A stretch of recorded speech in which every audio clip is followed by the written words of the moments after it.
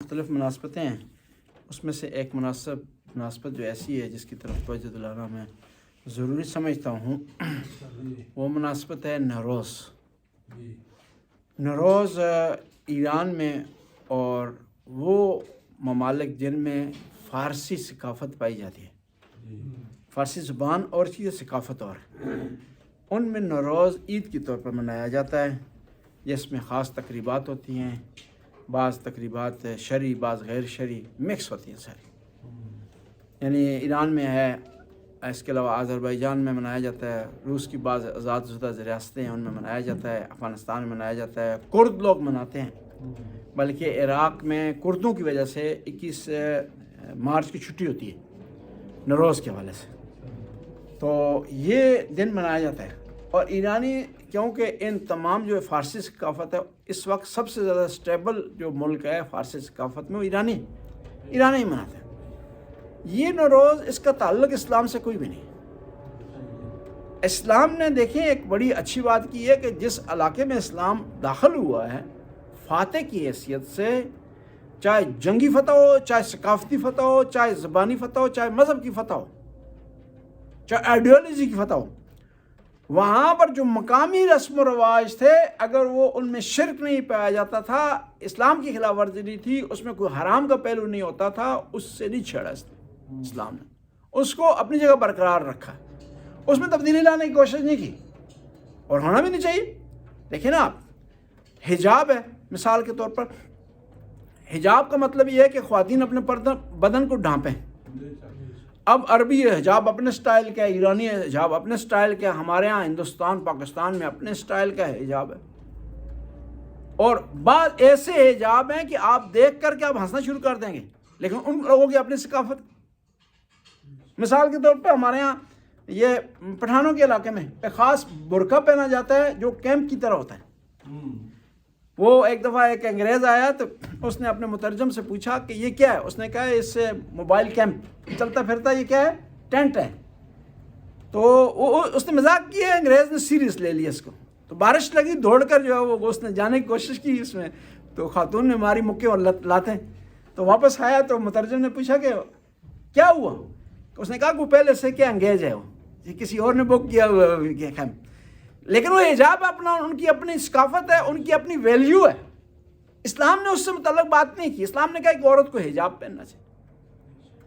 اب کئی اور چیزیں دیکھیں، خود ماتم کو آپ لیں، عزاداری امام حسین کی، میں آپ کو 20 ماڈل اس کی بتا سکتا ہوں، 20 انداز سے لوگ ماتم کرتے ہیں۔ پنجاب کے لوگ اپنے انداز سے کرتے ہیں، کراچی کے لوگ اپنے انداز سے کرتے ہیں، ایران میں ایک لوگ ہیں ایک دوسرے کی شلوار پکڑ کر ماتم کرتے ہیں، ایک ہاتھ سے شلوار پکڑی ہوتی ہے اس کی، دوسرے ہاتھ سے ماتم کر رہے ہوتے ہیں، گھوم رہے ہوتے ہیں، چکر لگا رہے ہوتے ہیں، شاید انڈیا میں بھی ایسا، لیکن وہ اپنی ان کی ثقافت ہے، وہ خلوص سے پیش کر رہے ہوتے ہیں امام کی بارگاہ میں نذرانہ۔ تو نوروز بھی ایک مقامی ثقافت تھی اور ہے، اس کا مذہب سے کوئی تعلق نہیں ہے۔ ایرانی کیا 13 دن مناتے ہیں، اور پھر نوروز کے دن ایک دسترخوان بچھاتے ہیں جہاں 7 سین والی چیزیں رکھتے ہیں، 7 سین جسے کہتے ہیں، سیب ہے، اس میں وہ سمک مچھلی بھی رکھتے ہیں، اس میں سبزہ بھی رکھتے ہیں، اس میں سیر اس کو کہتے ہیں، کیا کہتے ہیں، تھوم کو، لہسن کو سیر کہتے ہیں، وہ سیر بھی وہ 7 سینوں والی چیز وہاں رکھتے ہیں، اور اس میں مچھلی بھی رکھتے ہیں۔ پھر جو ہے جب ٹائم تبدیل ہوتا ہے تو اس ٹائم میں وہ دعا کرتے ہیں۔ اب کیا وہ ایران کا انقلاب آ گیا، اور ایرانی پہلے سے ہی کر رہے تھے، اور نوروز سے پہلے جو آتی ہے بدھ، اس دن آگ جلاتے ہیں، آگ جلا کر اس پہ چھلانگیں لگاتے ہیں، اور کہتے ہیں کہ خدایا جس طرح یہ آگ جل رہی ہے نا، اس طرح اس آگ کے ذریعے میرے گناہوں کو جلا دے۔ جی وہ آگ نے تو گناہ نہیں جلانا، گناہ تو آپ نے اپنے عمل سے جلانے ہیں۔ جی آگ سے گناہ جلتے ہوتے تو یہ تو آسان کام تھا کہ ہر کوئی اپنے جو کپڑوں کو آگ لگایا تو جو آگ سے اس کے گناہ جڑ جاتے یا جل جاتے، ایسا نہیں مسئلہ۔ اب ایرانی اس طرح کرتے ہیں، اب ایران کا انقلاب آ گیا تو علماء بھی اسی روش پر چلے جو پہلے سے روش تھی مسلمانوں کی کہ مقامی چیز کو آپ نے چھیڑنا نہیں ہے، اس کا جو ہے وہ مذہب سے کوئی تعلق نہیں، لیکن چھیڑنا نہیں ہے۔ انہوں نے کیا کیا، علماء نے کہا کہ یہ جو نوروز کا دن ہے، اس دن آپ ٹھیک ہے یہ تقریبات کریں، دسترخوان بچھائیں، 7 چیزیں رکھیں اس پہ، لیکن وہاں دعا پڑھیں، قرآن کی تلاوت کریں، اور پھر دعا بھی کہا کہ یہ دعا پڑھے، کیونکہ ایرانی ایک نوروز بھی ان کو ہوتا ہے، دوسرا سال کی ابتدا ہوتی ہے ایرانیوں کی، سال کی ابتدا ہوتی ہے، تو لہذا یہ دعا پڑھیں، یا مقلب القلوب والابصار، اے خدایا جو کہ دلوں کو، جو انسان کی نگاہوں کو پھیرنے والی ہستی، میرے حالات کو بھی چینج کر دے. اور یہ دعا پڑھی جاتی ہے تاکہ سارا سال، وہ جو ایرانی سال ہے، وہ خوشی سے، خرمی سے، پیار و محبت سے جو ہے وہ گزرے.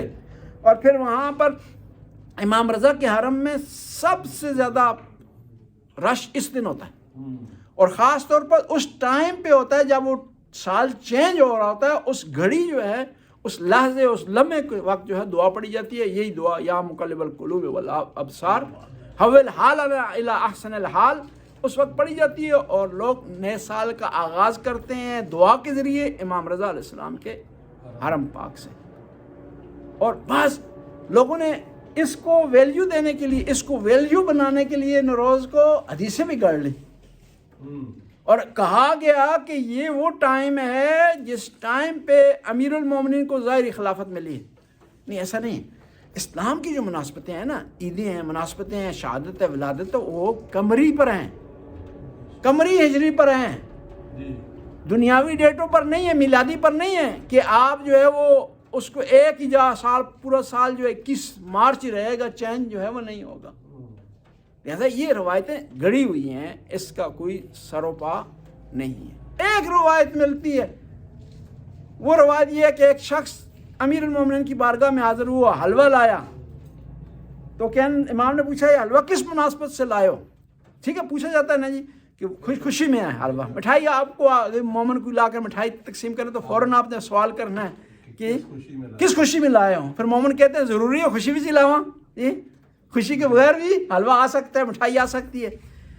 تو امام نے پوچھا کہ کس مناسبت سے یہ ہے؟ تو کہنے والے نے کہا کہ آج نوروز ہے. تو امام نے پھر مذاق سے کہا کہ کوشش کرو روزانہ تمہارا نوروز ہو، روزانہ حلوہ لایا کرو. یہ ایک روایت ہے ٹوٹل ملا جلا کر. بس یہ نوروز کو منانا اس مذہبی کام نہیں ہے.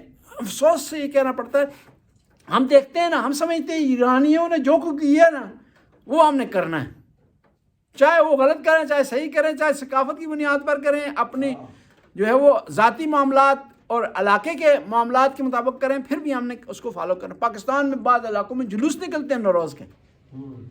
یہ ہمارے پارسنار میں، ڈیرہ اسماعیل خان میں، بعض علاقوں میں نوروز کا جلوس نکلتا ہے، خوشی منائی جاتی ہے، حالانکہ اس کا مذہب سے، شیعہ مذہب سے تعلق نہیں ہے.